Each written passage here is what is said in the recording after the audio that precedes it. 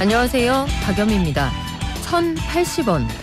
간밤 최저임금위원회는 이 간극을 넘지 못해서 오늘 재협상에 나섭니다. 노동계는 1,340원, 경영계는 9,260원. 초안보다 격차가 650원 줄었지만 여전히 차이가 큽니다. 아이러니한 건 양쪽 주장의 근거가 모두 물가라는 점인데 노동계는 생활물가를, 경영계는 생산자 물가를 근거로 듭니다. 참 어려운 문제죠. 여러분의 의견은 어떠신가요? 6월 29일 수요일, 여러분은 지금 삶을 발전시킬 경제발전소를 듣고 계십니다.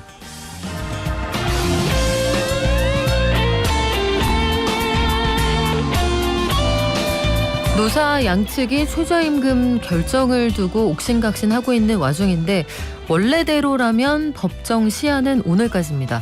오늘 안에 단판을 지을 수 있을지 한번 전망해보고요. 쌍용차 최종 인수 예정자로 KG그룹이 선정됐습니다. 앞으로 갈 길 함께 지켜보고요. 금리 인상으로 돈줄이 막힌 채권 시장에서 기업들이 자금 조달하는 방식이 달라진다. 어떻게 달라졌을까요? 보험사들이 적자폭을 줄이기 위해서 4세대 실손보험 판매하고 있는데 고객들 반응은 좀 뜨뜻미지근한 것 같고요. 청년층의 주거 불안을 해소하기 위한 정책도 나온다고 하는데 자세한 내용들 한국경제신문 나수지 기자와 알아보겠습니다. 저희 증시 들렀다가 오늘 경제 언박싱 하는 날이죠. 전 세계적으로 경기는 침체되는데 물가는 상당히 오른다. 이른바 S의 공포, 스태그플레이션 이야기가 많이 나오는 상황인데요. 지금 상황이 정말로 어디까지 와 있는 건지 앞으로 전망은 어떨지 박정호 교수와 함께 알아볼게요. 그리고 오랜만에 스포츠 발전소 열겠습니다. 7월부터 다양한 대출 규제 완화 정책이 시행되는 동시에 규제가 강화되는 부분도 있는데 스포츠 발전소 하루 일찍었군요.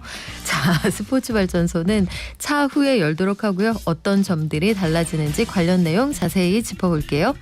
저희 방송 중에 샵 0951 단문 50원, 장문 100원이고요. TBS 앱, 유튜브도 열어주겠습니다.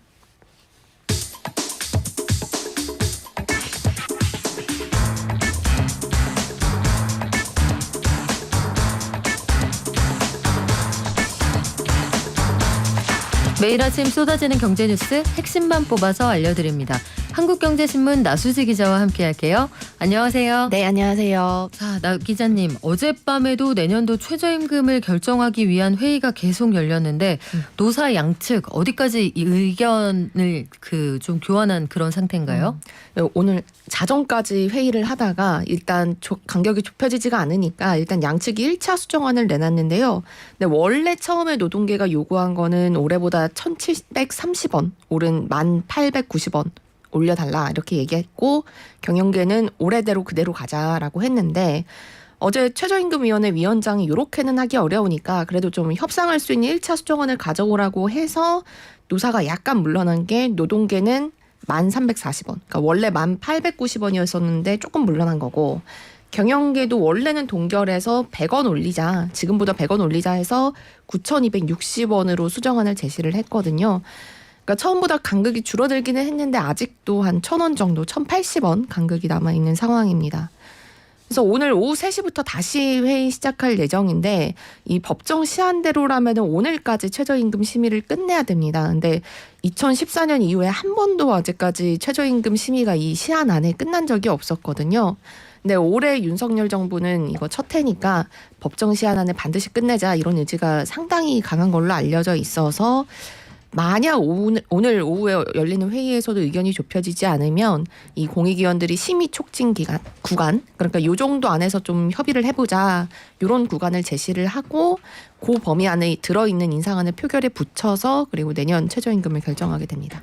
쌍용차는 참 우여곡절 끝에 다시 한번 주인을 찾기는 했네요. 네, 그 KG그룹으로 이변이 없이 결정이 됐는데 이게 KG그룹이 쌍용차 인수 예정자로 원래 선정된 상태였고 이후에 쌍용차 사고 싶은 다른 곳들이 또 있는지 공개 입찰을 진행하던 상태였습니다. 근데 변수가 쌍방울그룹이 원래 KG그룹이 제시한 게 한 3,300억 정도였다고 하고 한 쌍방울그룹은 3,800억 정도, 그러니까 4,000억에 가까운 금액을 제시했다고 하거든요. 그러니까 KG그룹이 다시 인수 금액을 올려서 이 4,000억 원대 쌍용차를 인수한 걸로 알려졌는데 근데 이것뿐만 아니라 쌍용차가 뭐 빚도 있고 뭐 협력사에 못 준 돈 이런 것들이 한 4천억 정도 돼서 한 실제 인수 금액은 1조 원 정도 될 걸로 보고 있습니다. 그런데 이게 끝이 아니라면서요? 네, 이 회생계획안 만들어서 법원에 제출하고 또 이 채권단한테 허락을 받아야 됩니다. 8월에 관계인 집회를 여는데 여기서 최종적으로 채권단의 승인을 받아야 되는데요. 근데 이전에 쌍용차 인수하려던 에디슨 모터스가 여기서 뒤집어진 거였거든요. 채권단이 반대해서 무산이 됐는데 이번에는 여기서는 통과될 가능성은 높다고 보고 있습니다. 왜냐하면 에디슨 모터스보다 이제 KG그룹이 조금 더 자금 출처도 명확하고 또 채권단한테 현금으로 빚도 더 많이 갚아주겠다라고 한 상황이어서 여기서는 이제 통과가 될 것 같은데 사실 이렇게 인수를 마무리 짓는 것보다도 사실 가장 큰 문제는 인수 후에 얼마나 쌍용차를 정상 궤도에 올려놓을 수 있냐. 그렇죠. 예, 그러니까 말씀하신 대로 쌍용차가 굉장히 오랫동안 주인이 바뀌면서 위기를 겪었기 때문에 이 단숨에 경영 정상화가 되기는 쉽지 않을 거다 이런 전망이 많은데요. 근데 다만 최근에 가장 최근에 내놓은 신차가 있죠. 중형 SUV인 토레스가 사전 계약 하루 만에 역대 최대 주문 받아서 좀 이런 희망을 가져보고 있는 상황이긴 합니다. 네, 무엇보다도 쌍용차 우리 근로자들이 좀 발 뻗고 사는 날이 빨리 왔으면 좋겠는데 기업들 사정이 요즘 만만치가 않습니다. 그래서 회사채 시장에도 좀 변화가 있다. 어떻게 달라진다는 얘기인가요? 네, 이 기업들이 채권 시장에서 이제 자금 조달을 할 때 이거를 공모가 아니라 사모해서 하려는 분위기가 강해지고 있는데 이게 어떤 의미냐면 이 기업들이 채권 발행할 때 보통 공개적으로 우리 채권 발행하니까 사고 싶은 사람 손드세요. 이렇게 하는 투자자 모집하는 공모 방식을 선호를 합니다. 네, 왜냐하면 이렇게 하면 이렇게 하지 않고 만약에 아름아름 모아서 사모 방식으로 모으면 투자자도 일일이 찾아야 되고 그래서 공모로 하는 것보단 좀 금리도 좀 더 높이 쳐줘야 되고 또 이렇게 사모로 하면 얘네 공모로 하면은 투자자가 잘 안 모일 것 같으니까 사모하는구나 이렇게 평판이 좀 깎여서 이 평소에는 공모 방식을 선호를 하는데요. 근데 최근 분위기는 기업들이 사모 채권을 더 많이 찍는다는 겁니다. 심지어는 작은 데도 아니고 뭐 한화, 효성 이런 대기업 계열사들도 네. 사모 채권을 요새는 찍는데 그럴 만한 이유가 있을 것 같은데요? 네, 그렇습니다. 그러니까 지금 기준금리가 오르면서 시장에 돈이 주니까 공개적으로 돈이 참 안 모일 것 같고 근데 공개적으로 돈을 모으려고 했는데 안 모이면 이게 또 망신 그러니까 좀 예, 그러니까 이게 평판이 더 많이 깎일 것 같다. 그러니까 사모채로 발행하는 것보다 공모로 모으겠다고 했는데 안 모이면 이게 더 평판이 깎일 것 같으니까 차라리 처음부터 사모로 돌아가는 이런 현상이 벌어지고 있는 상황입니다. 상황이 그만큼 여의치 않다는 얘기네요. 네, 그렇습니다. 그러니까 이게 발행을 했다가 발행에 실패할 경우에 안게 될 리스크를 더 크게 본다. 그렇군요. 사정이 참 녹록지 않다 이런 생각이 드는데 보험사들도 기존보다 보험료를 좀 깎아드릴게요 하는 4세대 실손보험 적극적으로 판매를 하고 있는데 가입자가 늘어나는 것 같지는 않아요, 많이? 네, 이거를 따져봤더니 4세대 실손보험으로 얼마나 갈아탔냐 봤더니 기존 가입자의 1%도 안 됩니다. 0.7%만 4세대 실손보험으로 갈아타고 있거든요. 그러니까 거의 움직이지 않고 있는 셈인데 근데 사실 지금 보험사들이나 금융당국은 요 4세대 상품으로 전환하려고 앞으로 올해까지 1년 동안 올해까지 이 4세대 상품에 가입하면 1년 동안 보험료를 절반으로 깎아주는 혜택을 주고 있습니다. 근데 실손보험료가 보통 한 10,000원에서 30,000원 정도 매달 내니까 적게는 몇천 원에서 10,000원 정도 그래도 1년 동안 아낄 수 있는 나름 적지 않은 혜택인데 이런저런 당근을 내놓고 있는데도 전환이 상당히 안 되고 있는 거죠. 그러면 전환율이 낮은 데는 그럴 만한 이유가 있을 것 같아요. 네, 일단 뭐 보험은 바꾸면 손해다. 새로 나오는 보험은 보험사에 다 유리한 거다. 이런 인식이 있기도 하고 또 4세대 실손보험 특징 중에 하나가 자기 부담금이 높아진다는 겁니다. 그러니까 원래 실손보험은 자기 부담금이 없거나 10% 정도 수준인데 이 4세대 상품은 진료를 받았을 때 그 자기가 부담해야 되는 비율이 한 20에서 30% 정도로 늘어나거든요. 근데 한 번이라도 좀 보험금을 받아본 분들은 얼마가 되든 내가 내 돈 많이 내는 거 싫다. 그래서 이거 자체를 좀 꺼리는 경향이 있고 또 비급여 보험을 많이 받은 분들은 이게 4세대 실손보험은 비급여 보험을 많이 받았다. 보험금을 많이 받았다. 네. 그러면 보험료가 올라가는 구조여서 이 비급여 진료 많이 받았던 분들은 또 전환을 꺼릴 테고 그러면 이제 고민이 되는 게 진짜 4세대 실손은 갈아타면 무조건 불리한 거냐. 그래서 안 갈아타는 거냐. 이런 생각을 하면 일반적으로 딱 잘라서 얘기하기는 조금 어려운 문제인데요. 왜냐하면 이전 세대 실손보험 보험료가 지금 계속 올라가고 있습니다. 그러니까 비급여 보장을 많이 해주다 보니까 보험사들도 계약 갱신할 때 보험료를 좀 크게 올리게 되는데, 그래서 나이가 들어서 갱신할수록 이 보험료가 굉장히 많이 올라가게 되는 구조거든요. 근데 반면 4세대는 비급여 보장을 조금 덜 해주는 대신 보험료가 좀 더 싸고, 그러니까 특히 비급여 진료를 많이 안 받은 분들은 보험료가 좀 더 싸고, 또 기존 보험 그런 상태여서, 그래서 기존 보험을 유지하면 내가 보장은 좀 더 받을 수 있다. 네. 근데 대신에 바꾸면 보험료는 조금 더 줄일 수 있다. 이런 장단점이 있어서 참 쉽지가 않습니다. 그러면 병원 자주 가고 내가 정말 보험의 혜택을 많이 보느냐 아니냐에 따라서 좀 달리 생각해 보실 필요가 있겠지만 새로 나오는 상품은 통상적으로 기존의 상품보다 보장 범위가 줄어드는 건 요건 맞는 거죠? 네, 그건 맞습니다. 요건 아마 잘 따져보셔야 될 것 같고, 주택 청약 제도도 좀 달라진다고 합니다. 이건 어떻게 바뀝니까? 네, 아직 발표가 확정안이 나온 건 아니고 이게 8월쯤이면은 개편안이 나올 걸로 예상이 되는데, 그 과정에서 좀 방향들이 좀 흘러나오고 있는데요. 근데 지금 나오는 얘기는 청년층의 아파트 청약 당첨 기회를 좀 높여주겠다라는 겁니다. 그러니까 지금은 청약 가점이 높을수록 청약 당첨 확률이 높은 게 많은데, 근데 요 점수 높이려면 무주택 기간이 포함돼 있어서 사실상 30세부터 이제 무주택 기간을 산정하기 때문에 청년층은 당첨이 어려운 구조인데, 근데 지금 구조를 보면 서울을 비롯한 투기과열지구 안에서는 전체 분양 물량 중에 전용 85제곱미터 이하는 무조건 가점제, 그리고 85제곱 초과는 가점제 추첨제 절반씩으로 돼 있습니다. 근데 앞으로 국토부가 바꾸려고 하는 건 여기서 작은 평수, 그러니까 85제곱미터 이하에서도 추첨제를 적용하는 건데, 특히 좀 1, 2인 가구가 주로 사는 전용 60제곱미터 이하 구간을 새로 만들어서 이 60제곱미터보다 작은 거에서는 추첨제 물량을 60%까지 늘려서 청년층이 좀 가점이 낮아도 당첨이 될 수 있도록 그 확률을 키우고, 또 60에서 85제곱미터 사이는 지금은 추첨제가 없는데 30%를 추첨제로 늘리고, 근데 대신에 지금 8호제곱 이상은 추첨제가 절반인데 요거를 추첨제를 20%까지 줄여서 좀 더 큰 평수는 오랜 기간 무주택자였던 분들, 이런 분들의 당첨 가능성을 조금 더 높이자, 이런 취지고요. 그래서 요거는 법 개정 없이 규칙만 개정하면 돼서 빠른 속도로 추진할 수 있게 될 가능성이 높고, 이거 적용은 그러면 규칙이 적용이 되는 건 네. 공개된 후에 이 입주자 모집 공고를 낸 단지부터 새롭게 적용이 될 가능성이 높습니다. 주택 청약 제도가 근데 너무 어려워요. 그리고 네. 이게 바뀔 때마다 당초에 이거 계산을 어떻게 해야 되는지, 요거랑 그 입시제도 이런 거는 한 가지 원칙을 딱 정해서 쭉 가면 좋지 않을까 좀 고민되는 부분이 있는데, 청약에 넣어보신 분 많으시죠? 여러 가지 의견 주시면 저희가 반영하겠습니다. 의견 많이 보내주세요. 지금까지 한국경제신문의 나수지 기자였습니다. 고맙습니다. 네, 감사합니다. 자, 우리 실내에서는 아직까지 마스크 쓰셔야 됩니다. 기본적인 수칙 지켜주시기 바랍니다. 개미 한 마리, 개미 두 마리, 개미 세 마리가 사과를 들고 하나, 둘, 셋. 영차. 간밤 뉴욕 증시 그리고 오늘 우리장 전망해 보겠습니다. 미래에셋증권 디지털 리서치 팀의 박광남 팀장 연결돼 있습니다. 안녕하세요. 예, 안녕하십니까. 간밤 뉴욕 증시 어땠습니까?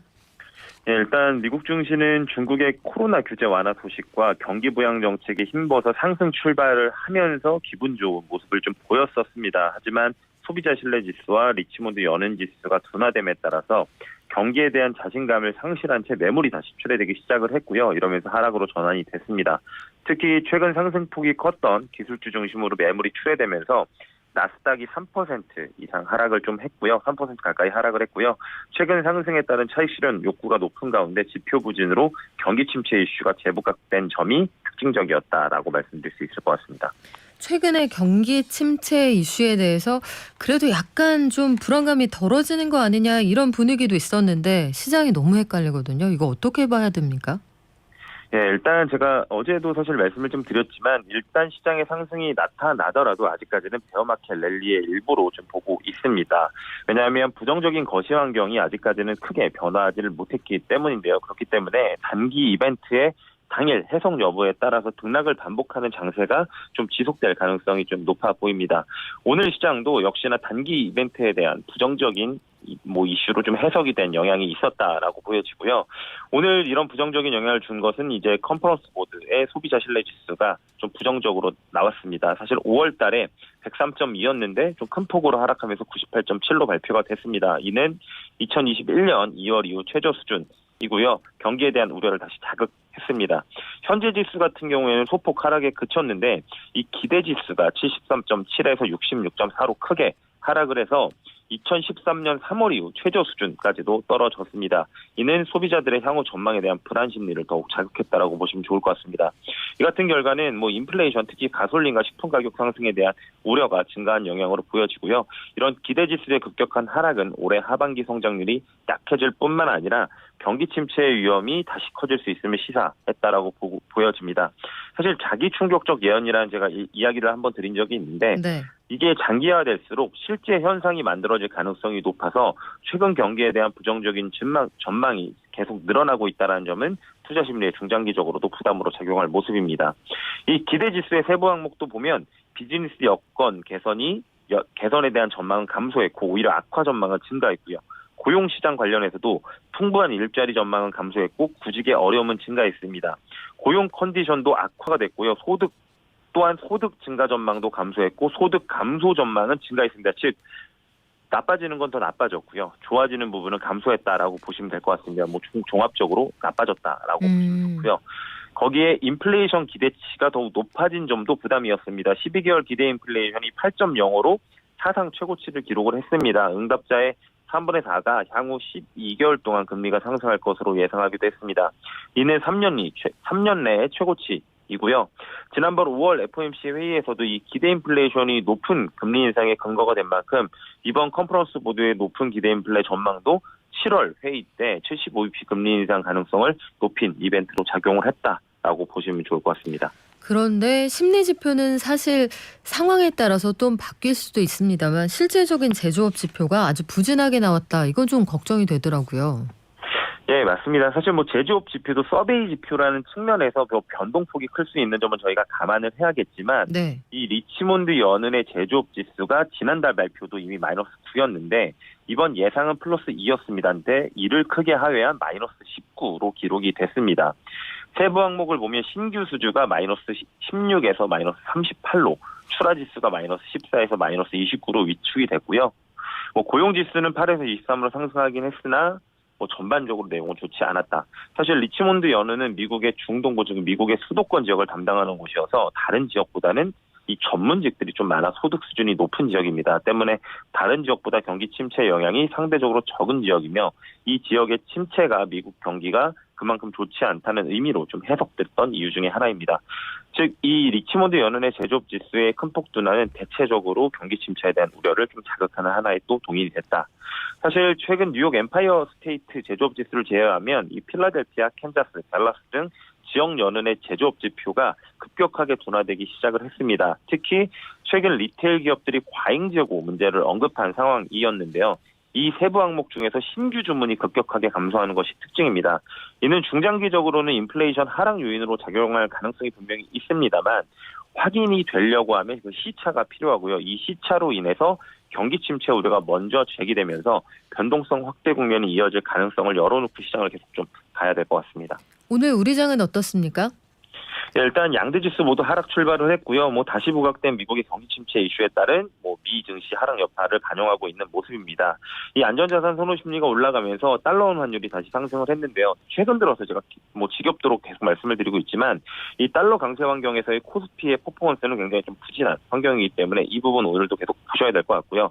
다만 국내 시장 장 마감 이후에 중국의 코로나 방역 정책이 좀 완화되는 소식이 있었고 또 발개위가 경기 부양 속도를 더욱 끌어올리겠다라는 발언을 좀 해서 이 부분은 우리나라의 멀티플을 조금은 올려줄 수 있는 요인이 될 수는 있습니다만 이 중국 증시에서는 사실 선반영이 좀 됐거든요. 그렇기 때문에 중국 증시가 열린 이후에 만약에 부정적인 모습이 나타난다면 우리나라 증시도 역시나 그 모습을 좀 쫓아갈 가능성이 있는 만큼 중국 시장 흐름도 오늘은 잘 봐야 될 것 같습니다. 네, 지금까지 미래에셋증권 디지털 리서치 팀의 박광남 팀장이었습니다. 고맙습니다. 감사합니다.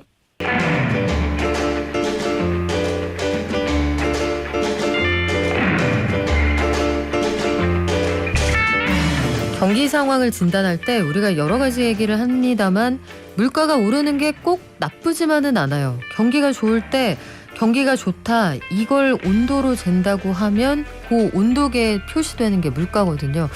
그래서 경기가 좋고 물가가 오른다. 오케이. 경기가 안 좋은데 저물가다. 그것도 견딜만 해요. 그런데 지금 제일 우리가 걱정하는 건 경기가 가라앉고 있는데 물가는 굉장히 올라간다는 그런 사실입니다. 이걸 우리가 흔히 스태그플레이션 상황이다라고 얘기를 하는데 스태그플레이션인 것 같기도 한데 아직까지 공식적으로 가능성만 언급이 되기도 하고 앞으로 그럴 가능성은 점점 커지고 있다. 헷갈리는 신호들이 많거든요. 스태그플레이션이 정말 뭔지 이걸 진단하려면 어떤 임상적인 반응들이 있어야 되는지 자 매주 수요일에 만나는 경제 언박싱 명지대 박종호 특임 교수와 함께 진단해 보겠습니다. 안녕하세요. 예, 안녕하세요. 자 교수님 우리 오늘 경기 진단 닥터로 모셨거든요. 예, 예. 물론 부담을 주세요. 물론 박사님들은 다 예. 닥터죠. 하지만 그 닥터 말고 진짜 청진기. 예, 예. 자 우리 진단 한번 해보고 가자고요. 네. 지금 우리나라 세계 경기 스태그플레이션에 진입한 게 맞다 틀리다 OX. 그래서 이 소품을 준비하셨군요. 그렇죠. 자. 저는 안타깝게도 O인 것 같습니다. 지금 유튜브로 보시는 분들 보셨죠? 저희가 소품까지 준비를 했는데 맞다. 네. 근데 잠깐만요. 월드뱅크나 IMF 이런 곳들은 보면 스태그플레이션으로 갈 가능성이 높다라고 했거든요. 그러면 거기는 아직 안 갔다라고 얘기를 하는 거잖아요. 아닙니다. 가끔 이제 저도 언론 활동을 하다 보니까 본의 아니게 표현이 과해지는 것 같은데 오늘도 OX 이제 양극단을 주신 거잖아요. 근데 학자들은 다 그렇게 단순하게 대답할 수는 없습니다. 왜냐하면 경기 상황이라는 걸 월드뱅크, IMF, 제 전 직장인 KDI 이런 데서 매월 발표하잖아요. 그렇죠. 그 이유는 한 달 한 달 상황이 다 달라지는데 저희라고 무슨 대예언가도 아니고 뭐 6개월 뒤는 어떻고 3년 뒤는 어떻다 이게 쉽지가 않거든요. 천리안 다 하나씩 갖고 계신 걸로 저는 알고 있었는데. 아닙니다. 네. 그러다 보니까 가능성이 높다라고 한다라는 건 상당히 많이 그쪽에 치우쳐 있다 정도로 해석하시는 게 좋을 것 같아요. 네. 그렇군요. 그래서 교수님 말씀 듣고 나니까 한편 속이 시원하고 한편은 걱정이 더 되는데 네. 스태그플레이션이라는 말 이게 왜 등장한 단어예요? 네, 이게 원래 이제 특이한 상황을 어떻게든 설명해 보려고 만든 합성어라고 볼 수가 있는데요. 인플레이션은 통상적으로 경기가 좋을 때 우리가 목격이 됩니다. 경기가 좋다는 건 사람들의 소비 활동이 왕성하고 또 기업들의 투자 활동도 왕성하고 그러다 보니까 고용도 잘 일어나서 다시 고용된 사람이 또 소비나 투자를 또 하고 이러다 보니 많은 물건을 추가적으로 소비하고자 하는 여력이 생기겠죠. 그러다 보면 물건 사겠다는 사람들이 더 많아지니 당연히 물가가 오르게 되는 것입니다. 그래서 인플레이션은 흔히 경기가 좋을 때만 목격이 됐고요. 침체기에는 그런 게 목격이 안 됐는데 아주 특이하게 1970년대 때 경기 침체라고 하는 스태그네이션 상황에서도 물가가 계속 오르는 특이한 현상이 생긴 거예요. 그래서 인플레이션과 침체를 의미하는 스태그네이션을 합쳐서 영국의 재무장관을 지냈던 이언 맥그리드가 이렇게 표현을 했는데요. 이 두 개를 합쳐서 스태그플레이션이 생긴 것 같다. 그 뒤부터 이 이례적인 현상들이 생겼을 때 이런 표현을 쓰게 됐습니다. 걱정이 참 많이 되는 우리가 경제학 책에서 보면은 여기 가면 안 돼. 이거 참 무서운 거야 라고 배웠던 그 상황인데 네. 70년대라고 하면은 우리 석유파동, 예. 오일 쇼크 상황이잖아요. 네. 근데 그때는 진짜 스태그플레이션 상황이 맞았던 거죠? 예, 맞습니다. 어떻게 보면 인류가 모든 학자들이 이때는 스태그플레이션이라고 해도 됩니다라고 다 의견 일치에 합치를 본 시기가 이제 70년대고요. 그 다음에 스태그플레이션이라고 해야 될지 말아야 될지에 대한 약간 이제 갸우뚱한 기간들은 좀 있었습니다. 대표적으로 2008년도도 그랬고 2011년도도 그랬고요. 하지만 그때는 너무 단기간에 일어났던 현상이기 때문에 우리가 이거를 스태그플레이션이라고 지정해야 된다라고 딱 이렇게 합의를 보기는 어려워요. 그러니까 딱 한 번 있었다고 보셔야죠. 네. 그러면 그때 상황에 따라서 어떤 면을 조금 더 집중해서 보느냐에 따라 진단이 좀 달라질 수도 있다는 건데 자, 당시에 석유 파동 이게 국내에도 영향을 많이 미쳤지만 기름 많이 쓰는 나라들은 뭐 엄청나게 영향을 받았을 텐데 네. 당시 미국의 해결 방식은 어땠습니까? 미국의 해결 방식은 당시 금리를 올리면서 그것도 지금과 똑같은 고강도 금리 인상 정책을 먼저 수행했다 이렇게 보시면 될 것 같아요. 이것을 가장 먼저 수행을 했고 그 다음으로 중장기적으로 선택했던 전략은 이 당시 스태그플레이션을 해결하기 위한 방편으로 새로운 석유 공급처, 새로운 석유 수급 방안을 마련하기 위해서 중장기적으로 노력했다 이렇게 보시면 되는데요. 이렇게 전략을 짜게 된 이유들을 좀 설명을 드릴게요. 인플레이션은 물건을 더 많이 사겠다는 생각들이 있었을 때 유발된다고 했는데 스태그플레이션은 어떻게 유발된 거냐? 쉽게 얘기해서 공급이 제대로 안 되기 때문에 유발됐다라는 게 통상적입니다. 더 살려고 해서 물건값이 오르는 게 아니라 없어서. 그렇죠. 그런데 방금 우리가 1970년대의 상황과 지금 상황이 거의 비슷한 게 많죠. 일단 양쪽 다 전쟁이 일어났어요. 그러네요. 예, 오일 쇼크도 중동 전쟁으로 인해서 촉발된 부분이 있기 때문에 전쟁의 불안전성으로 인해서 주요 원자재에 해당되는 석유 수급에 어려움이 있었던 것이 지금 러시아 우크라이나 사태와 동일한 형국으로 전개되고 있는 부분이 있고요. 그다음에 이걸 조금 더 뭐라 할까요? 일반적인 표현으로 하면 공급망 교란이라고 표현할 수가 있는데 지금 전 세계적으로 공급처 역할을 했던 곳은 중국이거든요. 네. 근데 중국이 사회적 거리두기라든가 항만 시설의 봉쇄 그리고 아마 중국도 이번 겨울에 코로나19에 대해서 큰 홍역을 치르지 않을까라는 게 방역 전문가들의 예상이더라고요. 그러다 보면 이 공급처가 제대로 공급을 못하는 상황이 연출되다 보니 그 당시와 지금 동일하게 공급 쪽에 문제가 생겨서 이 물가 인상이 일어났다는 게 하나 더 있고요. 이번에는 특히 그게 오일 쇼크 때처럼 산유국들이 담합해서 우리 앞으로 석유 가격은 얼마로 올릴 거예요 하는 이런 특정 세력이 없음에도 불구하고 이렇게 고공으로 빠르게 올라갔던 이유 중에 하나는 이번엔 참 아이러니하게도 일순간 멈췄던 수요가 한 번에 폭발한 우리 보복 소비라고 하죠. 네. 그게 같이 중첩돼 버린 겁니다. 이게 구조적으로 근본적으로 소비가 늘어나면 호황이라고 할 수 있지만 이게 그건 아니고 지난 2년 동안 닫혀있던 지갑이 일순간 그때 못한 걸 조금 더 하는 수준이다 보니 이거는 뭐 호황이라고 보기는 어렵거든요. 그런 소비는 느는데 공급마저 주니까 단기간에 너무 많은 물가 인상이 일어나고 있는 거죠. 우리한테 필요한 여러 가지 필수적인 원재료들은 한정판이 돼버린 상황인데 그거랑 비슷하네요. 이 소비가 뭐 지연 소비라고도 부르고 펜트업 소비라고도 부르는데 금식원 갔다가 나왔는데 갑자기 폭식하는 그거랑 좀 딱 비슷한. 그거네요. 단식원 갔다 나온 거네요. 네, 우리. 그렇네요. 자, 그래서 네. 이런 상황에서 그 당시 오일 쇼크 때도 그다음에 지금도 연준이라는 곳에서 제대로 된 무기, 가장 강력한 무기는 핵폭탄 한 방이죠. 금리 인상. 그것도 고강도 금리 인상입니다. 자, 물가를 잡기 위해서는 물건의 가치는 돈으로 우리가 계산하잖아요. 네. 돈의 가격을 올리면 돼요.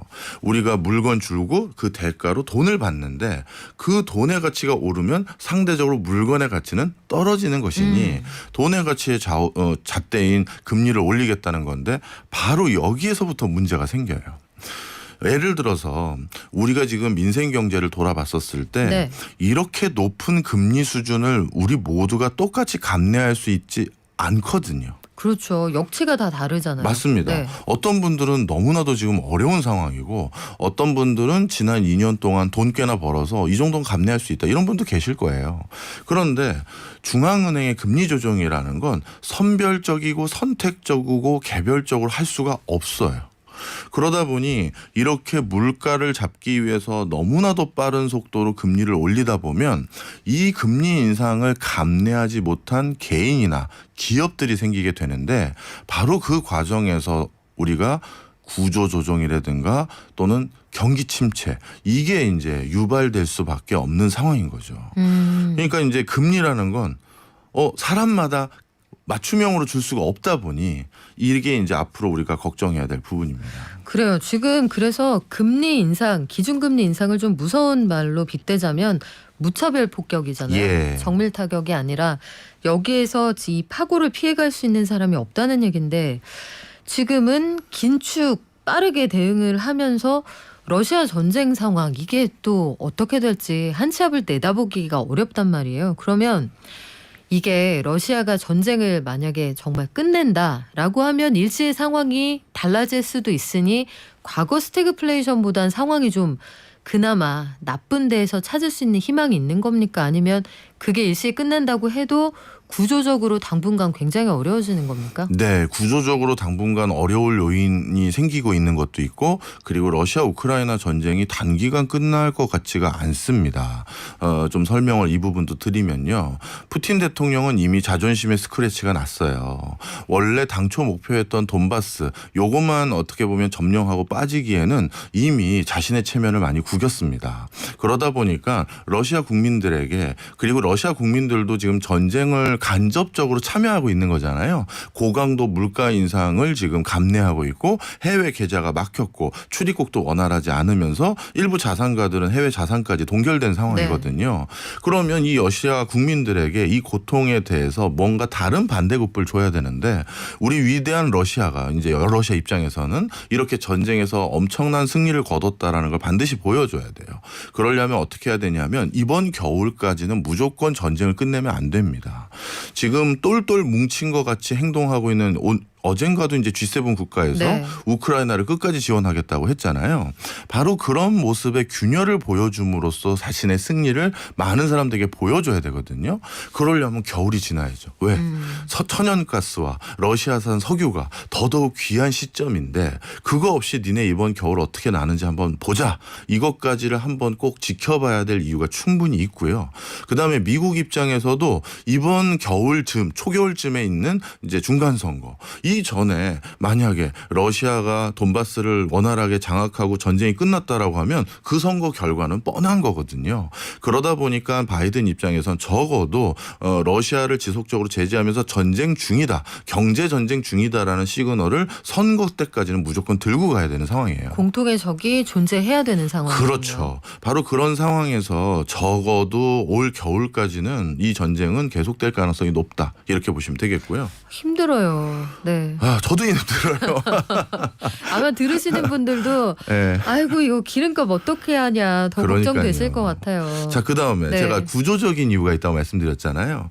석유 가격은 바이든이 지금 발등에 불이 떨어졌고 많은 산유국들과의 그동안 공급처의 다변화 이걸 이제 도모하기 시작했습니다. 그래서 석유 가격보다는 오히려 다른 것들로 인해서 스태그플레이션의 구조적인 고착화가 조금 더 될 것 같은데 그게 바로 곡물 부분이에요. 밀가루 등등. 예, 지금 어떤 상황이냐면 전 세계에서 이제 밀가루나 밀의 가격은 급등했는데 정작 우크라이나 내부에서는 밀 가격이 전년 대비 70% 수준, 많게는 50% 수준으로 떨어졌어요. 너무 남아나니까. 맞아요. 네. 그리고 더 정확히 말씀드리면 지금 이미 작년에 수확한 게 창고에 가득한데 이걸 빨리 방출해야 올해 생산한 걸 거기다 다시 수장해 놓잖아요. 그런데 이걸 내보내려고 했는데 전쟁 때문에 항만 시설이 가동이 안 되는 거예요. 그러다 보니까 해외 수출이 안 되는 거죠. 그럼 농민 입장에서는 이거 어차피 묵은 밀이 돼버리면 제값도 못 받으니 빨리 처분해야 되다 보니 바로 더 헐값에 판매가 되려고 하는 것이고 그런데 정작 바깥에 방출이 안 되는 건 지금 컨테이너 선적 항구가 다 이렇게 됐으니까요. 그렇죠. 자, 바로 이런 이유로 인해서 이 항만 시설은 그러면 내년에는 정상 복구가 되느냐 하루아침에 이것도 하세월이 걸릴 거고요. 그다음에 참 중첩된 게 올해 이상기후 현상까지 같이 겹쳤어요. 그래서 세계적인 밀산지라고 할 수 있는 인도라든가 이런 데도 굳이 우크라이나 사태뿐만 아니라 본인들도 본인들이 먹을 밀의 작황이 심상치 않다라는 겁니다. 그러면 이런 올해 농사에 어려움이 생긴 것은 내년에 곡물 가격 인상으로 이어지는 것이거든요. 그러다 보니까 적어도 내년까지도 물가를 잡기가 어려워 보입니다라고 얘기하고 있는 중앙은행장이 많은 이유가 이런 데 있는 거죠. 야, 내년까지도 어려울 거다. 일단 마음이 무거워지는데 우리나라는 최근의 경기 둔화, 또 물가 상승, 이 수치를 보면 사실은 전쟁에서 그 기름값, 곡물값 이런 게 무섭기는 하지만 이렇게까지 영향이 네. 클 줄은 예상하지 네. 못했거든요. 98년에 외환위기 이후에 우리가 처음 보는 숫자들이 많은데 지표로만 보자면 숫자 자체가 그렇게 무겁습니까? 아직은 무거운 단계 초입이기 때문에 많은 사람들이 스태그플레이션의 가능성 아니면 거기로 가고 있는 분위기다 이렇게만 말을 하고 있는 상황이에요. 우리가 스태그플레이션이 본격적으로 유발됐었을 때는 수치가 아니라 제일 중요한 키워드들이 매일 신문상에 나오게 되는데 바로 그게 정리해고, 구조조정, M&A, 사업부 철수 이런 단어들이 나오게 되는데 그때 맨날 그랬어요. 맞아요. 뉴스에서. 맞습니다. 네. 그리고 80년대 초반에 볼커가 미국 연준 의장이었죠. 당시. 그 당시에도 물가 잡겠다고 고강도의 금리 인상했었을 때 미국 경제도 방금 제가 말씀드렸던 그런 우리가 보기 싫어하는 단어들이 계속 나왔었는데 아직은 우리나라에서는 안 나오고 있어요. 그런데 미국과 중국에선 벌써 그 단어들이 나오기 시작했고요.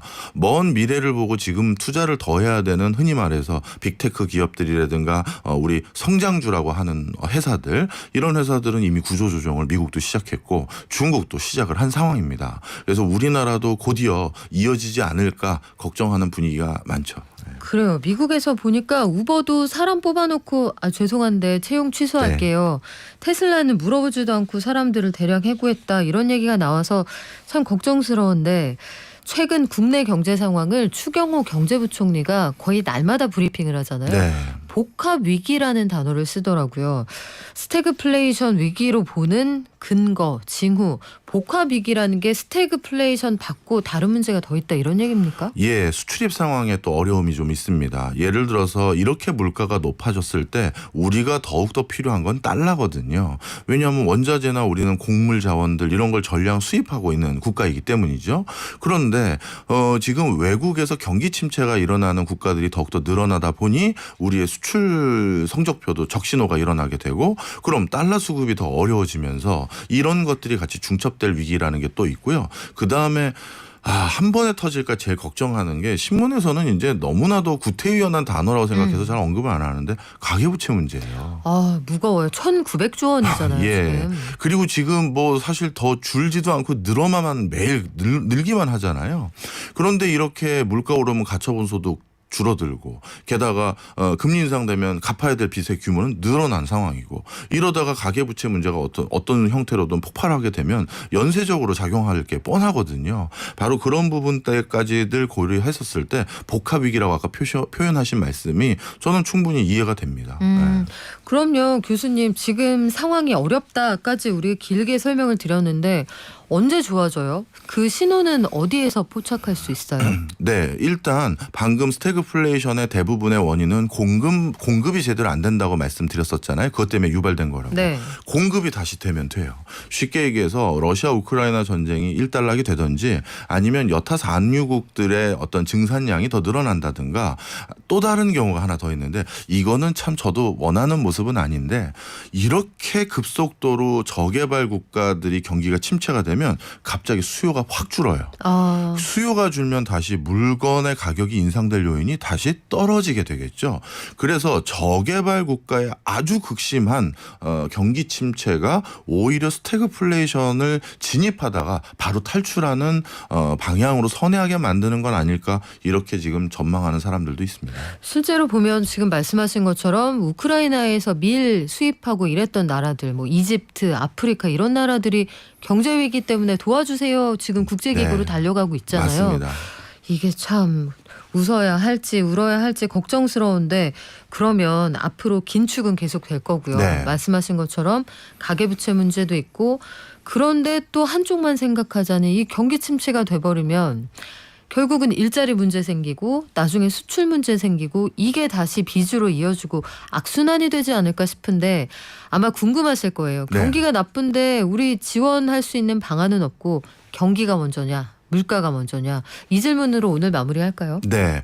사실 그 둘 다를 잡아야 되는데요. 아직까지 저를 포함해서 많은 학자들이 그렇게 정교한 정책들을 공부하거나 익혀놓지를 못했습니다. 자, 그런데 방금 고강도 물가로 구조조정이라는 대가를 치르면서 물가는 잡겠다라는 게 80년대 초반의 전략 전술이잖아요. 이제는 벌써 한 40년이 지났습니다. 그래서 이번에는 좀 정책 당국자라든가 아니면 학자들 중에서 브레인 역할을 문자를 해주시는 분께서 고강도 금리 인상을 해서 물가는 잡지만 그 과정에서 큰 피해를 보는 사람들을 선별적으로 지원하는 대책들을 같이 병행하는 게 요번에 새로 발명되기를 전 크게 기대하고 있습니다. 정책이라는 것도 결국은 정책을 소비하는 사람, 국민에 대한 어떤 배려죠. 배려, 마케팅 이런 게 필요한 거잖아요. 아까 말씀드린 기준금리의 공격적인 인상, 이게 무차별 폭격이라고 네. 한다면 여기에서 특별히 내상이 크게 입게 되는 사람들에 대한 지원이 필요하다. 그렇죠. 요 저희가 같이 지켜보겠습니다. 어떤 정책들이 나올 수 있을지 교수님도 아이디어 많이 주세요. 네, 알겠습니다. 자, 지금까지 명지대 박정호 특임 교수와 함께했습니다. 고맙습니다. 감사합니다.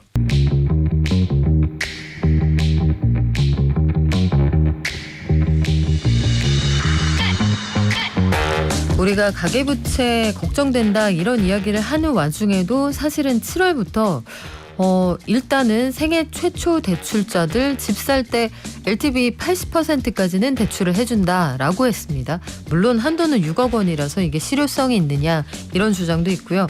그 와중에 한쪽에서는 규제를 푼다고 하는데 DSR 규제는 또 유지가 되고요. 대출 규제 관련해서 좀 헷갈린다 그리고 걱정된다 이런 주장들이 있거든요. 현장에서 어떤 게 달라지고 이게 우리 삶에는 어떤 영향을 미치게 될지 매일경제신문 김유신 기자와 7월부터 달라지는 대출 규제들 알아보겠습니다. 안녕하세요. 안녕하세요. 자, 김유신 기자님 오랜만에 봬요. 오랜만입니다. 그 사이에 참 달라진 것들이 많기도 하고요. 7월을 앞둔 지금 새 정부가 가계대출 관련해서 제도를 좀 바꿉니까? 맞습니다. 작년까지는 영끌 열풍이 불면서 정부에서도 가계부채 급증을 우려해서 규제를 강력하게 시행했었는데요.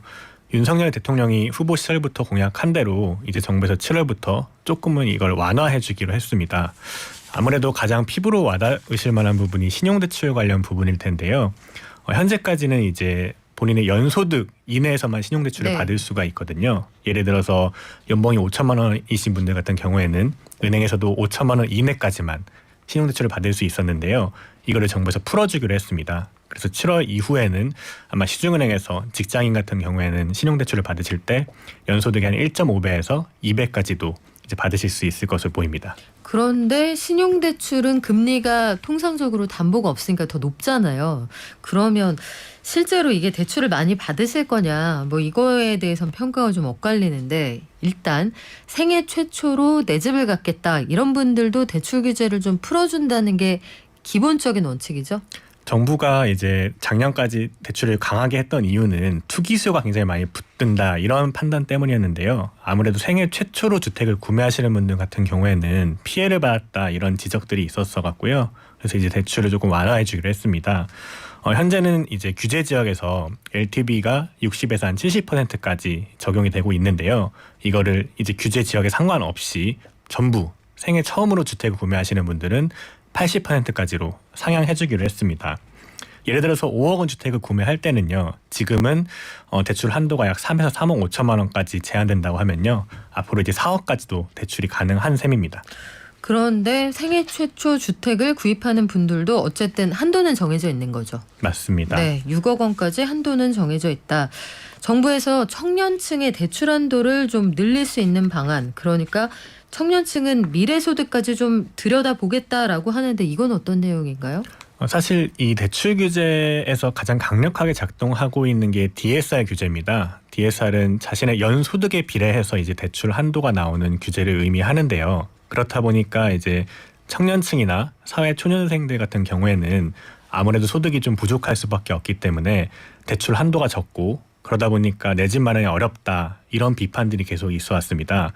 정부도 이런 지적을 수용을 해서 미래에 발생할 소득을 현재로 환산해서 대출 한도를 늘려주겠다 이렇게 대책을 내놓은 겁니다. 구체적으로 살펴보면요. 만 20에서 24세 같은 경우에는 만기 30년 주택담보대출을 받을 때 현재 소득의 51.6%를 더한 금액으로 그리고 만 25세에서 29세는 31.4%, 30에서 34세는 13.1%를 더한 금액으로 이제 대출 한도를 계산해 주기로 했습니다. 한번 시뮬레이션을 해보면요. 네. 월급이 만약에 250만 원인 직장인이 만 24세다라고 가정을 했을 때 현재는 최대 한도가 한 2억 2천만 원 가량인데요. 이 미래소득을 반영하게 되면은 1억 원 가량 대출 한도가 늘어나게 됩니다. 자, 그러면 만약에 입장을 바꿔서 제가 청년층이다라고 생각을 해보면 현재 소득에 가로막혀서 정말 필요한 돈이 있는데 요만큼만 보태면 되는데 부족해서 한도가 늘어난다는 측면을 반기는 분들도 있겠지만 현실적으로 생각해보면 지금 금리가 너무 비싸단 말이에요. 그리고 청년층은 되게 오랫동안 빚을 갚아야 하게 될 텐데 이런 것들이 꼭 좋은 거냐 요즘 헷갈리거든요. 현장의 반응은 어떻습니까? 사실 당장 내 집 마련이 필요했던 분들 같은 경우는 굉장히 반가운 소식일 수 있는데요. 이게 이렇게 정부가 대출을 완화해준다고 방금 말씀하신 대로 대출 금리가 계속 높아지고 있는 상황에서 뭐 적극적으로 다들 대출을 할 것이냐에 대해서는 사실 의문이 많이 생기고 있는 게 사실이고요. 그래서 은행들 같은 경우에 특히 제1금융권 같은 경우에는 가계대출이 조금 감소하는 측면도 그런 우려 때문이라고 보고 있습니다. 그래요. 청년층 실수요자들 입장도 좀 가까이서 들어보고 싶다는 생각이 드는데 차후에 이걸 길게 빌렸을 때 소득이 줄어들거나 아니면 일을 못하게 되는 구간이 생기지 않을까 이런 걱정도 있을 것 같고 근데 여기까지는 전반적으로 대출 규제를 좀 풀어줍니다에 가까운 정책들이잖아요. 근데 동시에 나온 계획이 좀 헷갈리는 게 7월부터 실질적인 대출 규제는 굉장히 강화된다라고 하거든요. 이 얘기는 또 왜 나옵니까? 사실 시장에서는 정부가 LTV를 풀어주거나 이런 것들은 굉장히 조그마한 규제들이고요. 사실 거대한 이제 중력 같은 규제가 있는데 이게 바로 말씀드렸듯이 DSR 규제지 않습니까? 이 DSR 규제가 확대 적용되기 시작합니다. 그렇기 때문에 사실상 더 강화되는 것이 아니냐 이런 지적이 나오고 있는 건데요. 지금은 이제 DSR 규제가 2억 원 초과 대출을 받을 때만 적용이 됩니다. 그런데 앞으로 7월부터는 1억 원 초과 대출에 대해서도 DSR 규제가 적용이 될 예정입니다. 그러면 기존의 빚이 2억 원 이상이었던 사람은 이제 연봉에서 원리금 상환의 40% 이상은 안 된다. 였는데 7월부터는 1억 원 이상 대출 있으면은 그 사람들도 안 된다 이 얘기죠. 그 말씀이 맞고요. 더 추가로 조금 보완 설명드리면은 1억 원 초과 대출을 받을 때부터 이제 DSR 규제가 적용되는 겁니다. 그렇군요. 그러면 DSR 적용 대상은 확대를 하는데 한쪽에서는 대출 규제를 완화한다라고 정책을 설명을 하거든요. 이게 약간 그 몸에 좋고 맛도 좋은 인스턴트 오가닉 라면 약간 이런 느낌이 드는데 이렇게 하는 이유가 뭡니까? 아까 앞서 박 교수님께서도 이제 가계부채 문제를 간략하게 말씀해 주셨는데요. 이 가계부채 문제가 우리 경제 전반에 뇌관으로 작동할 수 있다는 정부 판단이 있기 때문입니다. 사실 올해 1에서 3월 같은 경우에는 가계부채가 다소 감소하는 모습도 보였었는데요. 4월에 이제 증가세로 반전을 하더니 5월에는 이제 확대폭이 늘어났습니다. 그래서 한 1조 8천억 원 가량 증가한 것으로 나타났고요. 살펴보니까 1금융권 가계대출은 뭐 다소 줄어들었지만 이제 저축은행이라던가 카드론 같은 조금 취약계층들의 대출이 늘어나고 있는 모습입니다. 그래서 가계대출이 늘어나게 되면은 이렇게 특히나 자산 가격이 조정받는 시기에 가계의 소비 여력이 굉장히 낮아지게 되고요. 그렇게 되면 우리 경제 전반에 부정적인 영향을 미치기 때문에 정부에서는 아무래도 DSR 규제를 통해서 조금 안정적으로 가계부채를 관리하는 것이 좋겠다 이렇게 판단을 하고 있습니다. 그러면 저는 그런 생각이 들더라고요. 이 정책이라는 것도 결국은 하나의 상품이거든요. 국민들에게 판매하는 일종의 정책 상품인데 마케팅할 때 사용 설명서가 좀 헷갈립니다. 지금 K꽃님님 저희 자주 오시는 식구인데 저도 공감하는 부분이거든요. 예를 들어도 실제 상황에 맞게 들어줬으면 좋겠다. 정부가 그 실질적인 시뮬레이션을 할 때 수도권에 5억 원으로 집을 마련하기가 어렵다. 그러니까 전 국민의 절반이 수도권에 모여 살지 않습니까? 2,500만 정도가. 그런데 서울 경기 안에서 5억 원 이내에서 아파트든 주택이든 구입하기가 어렵다는 지적을 해주세요. 그러면 한도 6억 원 혹은 이거 얼마짜리 이런 것들이 와닿지 않는다 이런 말씀 해주시고요. 공감합니다. 그래서 정부가 표면적으로는 이제 대출 규제를 완화한다라고 하지만 내용을 들여다보면 결국은 대폭 가계부채가 늘어나지는 않을 것 같다 이렇게 보는 게 정확한 거 아닌가요? 맞습니다. 그래서 이런 시뮬레이션도 있고요. 한국은행에서 이제 시뮬레이션 분석 결과를 보면요, DSR 규제 1억 원 초과를 할 때에 이제 얼마나 가계대출이 늘어나는지 또는 감소하는지를 분석을 내놓았는데요. 신규 취급 가계대출 같은 경우에는 한 13.4% 정도 감소한다고 보고 있고요. 그다음에 증가율도 4.5%포인트 하락한다고 보고 있습니다. 아까 LTV 완화를 말씀드렸었는데요. 80%까지 확대할 때 예를 들어서 8억 원 주택을 구입한다고 할 때 최대 한도는 80%까지 되고 또 6억 원이 최대다 보니까 6억 원까지 대출을 받을 수 있는 것인가 이렇게 생각하실 수 있는데요. 연소득 5천만 원인 직장인 기준으로 보면은 사실은 DSR 규제 때문에 대출 최대 한도가 약 한 4억 원까지밖에 되지 않습니다. 그렇기 때문에 그렇게 급격하게 늘어나진 않을 것으로 보고 있습니다. 그러면 이런 상황에서 가끔 그런 생각을 해보거든요. 지적은 쉬운데 그러면 대안을 어떻게 마련할 것이냐. 우리가 아이디어를 만약에 생각을 해본다라고 하면 이런 국면에서는 어떤 방향으로 금융정책을 디자인하는 게 맞을까요? 현장에 계신 기자분들 얘기를 좀 들어보고 싶네요. 사실 이게 금융정책만이 아니라 다른 이제 뭐 국토교통부나 이런 유관 이제 부처들과 함께 협의를 해나가야 되는 것 같고요. 제 개인적인 생각을 말씀을 드리면은 아까 이제 청취자분께서도 의견을 주셨듯이 현재 5억 원짜리 주택을 찾아보기가 사실 굉장히 어렵잖아요. 그거는 그만큼 자산 가격이 너무나 급등했기 때문인 것 같고요. 네. 대출을 많이 내줘서 더 뭐 집을 사라고 이렇게 부추기는 것이 과연 적절한 것인가에 대해서는 저도 의문이 있습니다. 그래서 건강한 조금 자산 가격 조정, 너무 급락하는 것도 아니고 안정적으로 자산 가격이 관리가 돼야지만 서민들이 주택을 살 수 있고 어느 정도 이제 완화된 상태에서 부담을 느끼지 않고 주택을 구매할 수 있지 않을까 이렇게 생각을 하고 있습니다. 지금 아마 자산 가격이 조정되는 변곡점이 아닐까 싶은데 물론 금리의 영향이기도 하겠습니다만 저는 그 부분도 포인트인 것 같아요. 경착륙은 굉장히 고통스럽기 때문에 관련된 전후방 효과가 크잖아요. 연착륙할 수 있는 방안을 고민하면서 가계부채를 조정한다, 줄여나간다 이런 방향이 필요할 것 같은데 좀 헷갈립니다. 요즘 들어서 대출받기가 쉽지는 않은 상황인 거죠, 지금. 분명히 이제 7월 이제 얼마 안 있으면 7월이 되는데요. 네. 7월부터는 굉장히 어려워지실 게 분명해요. 왜냐하면은 1억 원 초과 대출을 받을 때도 자기 연소득에 비례해서 받기 때문에 대출 한도가 분명히 줄어들 것은 뭐 자명하고요.